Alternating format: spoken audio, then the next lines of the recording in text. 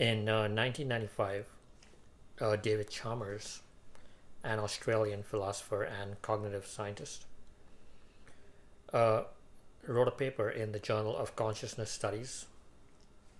Now it's a famous paper, in which he coined the term the hard problem of consciousness. The paper is titled Facing Up to the Hard Problem. And in this paper, David Chalmers talks about the so-called hard problem of consciousness. I'm just going to read the first paragraph of the intro to get started on what I want to talk about in this video. So, in the introduction, he says, consciousness poses the most baffling problems in the science of the mind. There is nothing that we know more intimately than conscious experience. But there is nothing that is harder to explain. All sorts of mental phenomena have yielded to scientific investigation in recent years, but consciousness has stubbornly resisted. Many have tried to explain it, but the explanations always seem to fall short of the target. Some have been led to suppose that the problem is intractable and that no good explanation can be given. And then he goes on to talk about the easy problems of consciousness, which are easy to explain. And then there's a hard problem, which is what we are concerned with here. So when we are talking about the hard problem, we are talking about something called qualia, Qualia. And qualia is subjective experience.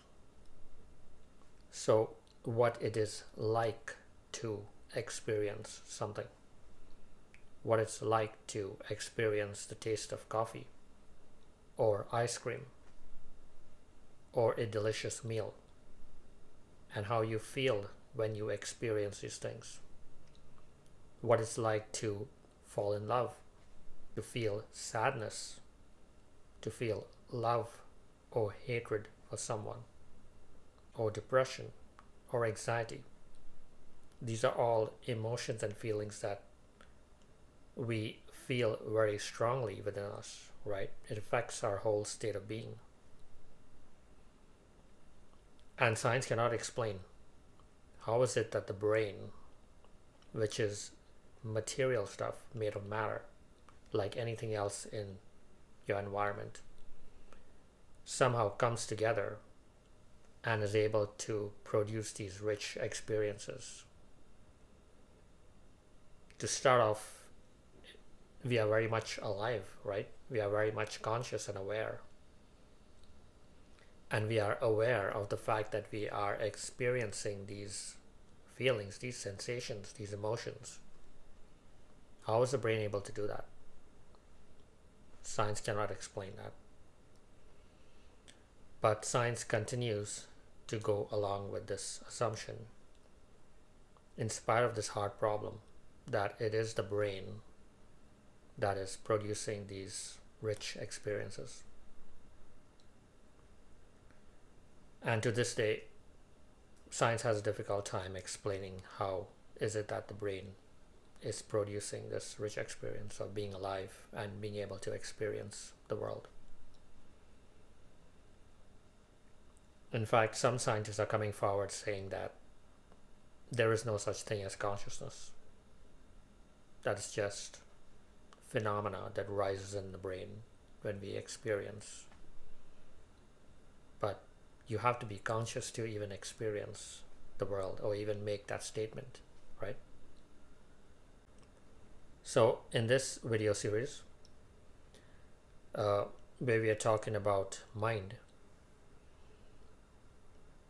we are approaching mind directly.